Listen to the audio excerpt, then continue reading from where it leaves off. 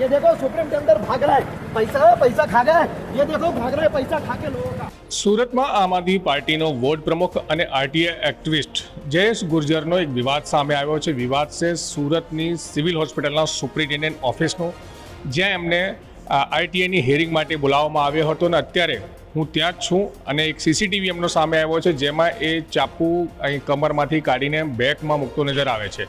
તો સુપ્રિન્ટેન્ડન્ટ ઓફિસની બહાર અત્યારે અમે છીએ અને હું તસવીરોમાં આપને બતાવી દઉં છું. જે સીસીટીવીમાં દેખાઈ રહ્યો છે તો આ બેન્ચ છે. આ બેન્ચ પર જયેશ ગુર્જર જે છે આમ આદમી પાર્ટીનો વોર્ડ પ્રમુખ અને આરટી એક્ટિવિસ્ટ અહીંયા બેસેલો હતો ને આ સામે સીસીટીવી છે.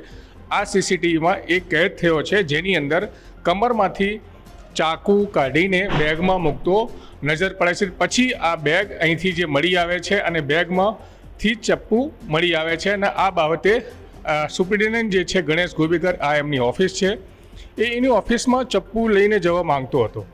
તો આ ઓફિસમાં ગણેશ ગોબીકર જે અહીંના સુપ્રિન્ટેન્ડન્ટ છે તે બેસેલા હતા અને કઈ રીતનું અહીંયા જે બનાવ બન્યો છે, કઈ રીતે એને બોલાવવામાં આવ્યો હતો, ગણેશ ગોબીકર સાહેબ છે એમની સાથે જ વાત કરીશું અને પૂછીશું કઈ રીતે શું घटना बनी थी. सर क्या कुछ हुआ था, ये इसको क्यों बुलाया गया था? नमस्कार, मेरा नाम डॉक्टर गणेश गोवेकर है.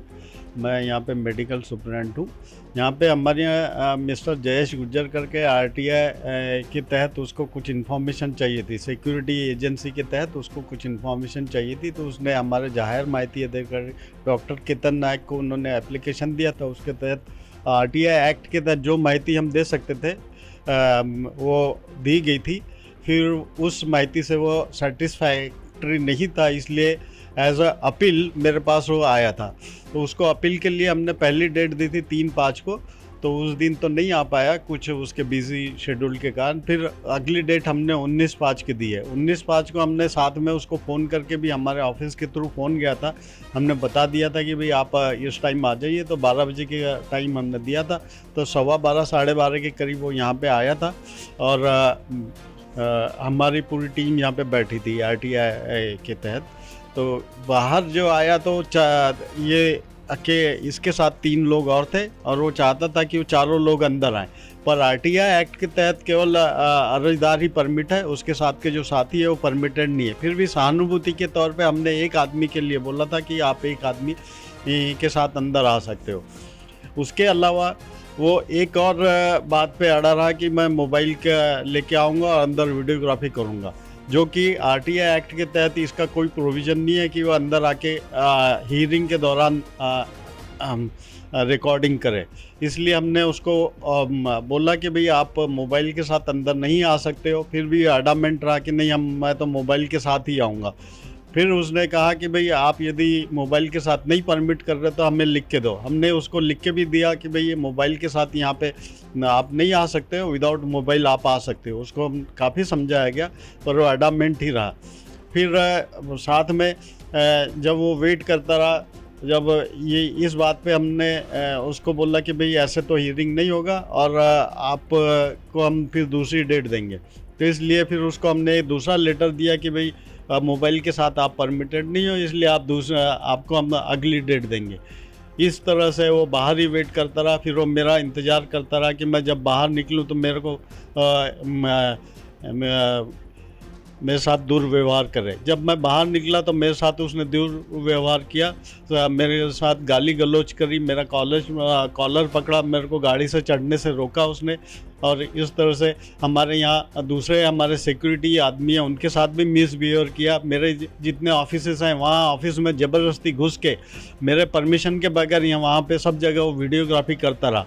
वापस यहाँ पे आके मेरे अफसर्स में, मेरे ऑफिस में वीडियोग्राफी किया उसने. यहाँ पे उसका एक बैग पड़ा था, बैग में हमने सर्च किया तो साथ में उसके चाकू भी निकला, और एक बेल्ट भी निकला था.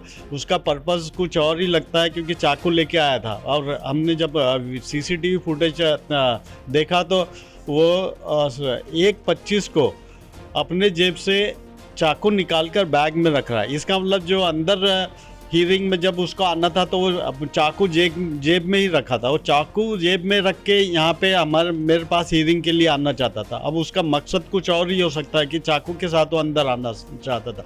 साथ में 3-4 लोग और भी आना चाहते थे. तो इसलिए मेरे ऊपर ज़बरदस्ती मारहानि का और मेरे ऊपर अटैक करने का उसका इंटेंशन लगता है. सर जब आप गाड़ी में बैठ के जा रहे थे, एक वीडियो वायरल हुआ है जिसमें देख रहे हैं कि वो आपकी गाड़ी के पीछे ही भाग रहा है, तो वो क्या कह रहा था गाड़ी के पीछे भागते भागते? गाड़ी के पीछे भागते हुए कह रहा था ये सुपरिटेंडेंट चोर है, इसने पूरे सिक्योरिटी के पैसे खा लिया, ये देखो चोर जा रहा है और ये 4-5 हज़ार जो सिक्योरिटी है उनके पैसे खा लिए और ये मेरे को जवाब नहीं दे रहा है और मैं पिछले 3 घंटे से वेट कर रहा हूँ, मुझे बुलाया ये आरटीआई के लिए अपील के लिए बुलाया और मुझे टाइम नहीं दे रहा है, इस तरह से। तो इस मामले की आपने पुलिस में क्या शिकायत दर्ज करवाई है? इस मामले में जिस तरह से उसने मेरे साथ दुर्व्यवहार किया और मेरे साथ उसने मैन हैंडलिंग किया, इसलिए मैंने पुलिस में जाके एफआईआर खटोदरा पुलिस स्टेशन में एफआईआर लॉन्च किया है। सर ये कितना गंभीर मामला मानते हैं, क्योंकि आप सुपरिटेंडेंट हैं सिविल अस्पताल के और यहाँ पर किसी को आरटीआई की हियरिंग के लिए बुलाना और वो चाकू लेके आता है और लोगों के साथ में लेके आता है, तो सिक्योरिटी के हिसाब से आपके लिए कितना गंभीर मामला है? इस तरह से उसका इंटेंशन मेरे पे अटैक करने का लगता है। मुझे ज़बरदस्ती डरा धमका के उसको जो माहिती चाहिए थी वो निकलवाना चाहता था, चाकू दिखा के वो माहिती निकलवाने का मुझे उसका इंटेंशन लगता है, ज़बरदस्ती डरा धमका के। તો બિલકુલ આપે સાંભળ્યું છે સુપ્રિન્ટેન્ડન્ટ જે સાહેબ છે સિવિલ હોસ્પિટલના ગણેશ ગોવેકર એ સ્પષ્ટપણે કહી રહ્યા છે જયેશ ગુર્જર નામનો જે આરટીઆઈ એક્ટિવિસ્ટ છે તેઓ એમની ઓફિસમાં હિયરિંગ માટે બોલાવવામાં આવ્યો હતો અને હિયરિંગની જે આવ્યો હતો ત્યારે બીજા લોકોને સાથે લઈને આવ્યો, જો કે નિયમ પ્રમાણે એક માણસ જ આવી શકે છે અને થેલામાં જે બેગ મળી આવી છે એમાંથી ચપ્પુ પણ મળી આવ્યો છે, જો કે ગણેશ ગોવેકરે જે ખડોદરા પોલીસ સ્ટેશન ત્યાં એફઆઈઆર નોંધાવી દીધી છે। પણ ગંભીર બાબત એ છે કે આમ આદમી પાર્ટીનો વોર્ડ પ્રમુખ છે જે અડાજણ વિસ્તારમાં ઉપપ્રમુખ છે અને આરટીઆઈ એક્ટિવિસ્ટ પણ છે, તો આ રીતે આરટીઆઈ મેળવી હોય, માહિતી લેવી હોય તો ચપ્પુ લઈ જઈને શું જરૂર હતી એમને સિવિલ હોસ્પિટલમાં, જો કે એની વિરુદ્ધમાં ફરિયાદ દાખલ થઈ ગઈ છે અને પોલીસ હવે એને વિરુદ્ધમાં શું કાર્યવાહી કરશે એ જોવાનું રહેશે। સંજય સિંહ રાઠોડ, ગુજરાત તક, સુરત।